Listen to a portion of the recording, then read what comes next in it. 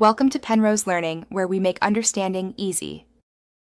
You start by identifying the beta build and the exact Java release you need. This avoids version drift. Once you have that, make a fast backup of configs and source so you can revert if necessary. Then install the correct JDK and update Java Home and path so tools use it. Make sure to restart shells or IDEs. This ensures the environment points at the new runtime before you proceed to modify project settings. Once the environment is set, edit your build files to target the new Java level.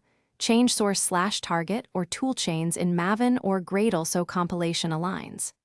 Next, scan for incompatible or deprecated APIs and replace them with supported equivalents.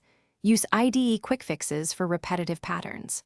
After that, run incremental builds and unit tests to reveal breakages, fix compilation errors, and address warnings iteratively, so the project stabilizes before final verification. You now run the full test suite and integration checks in a staging environment to validate behavior under the new Java runtime.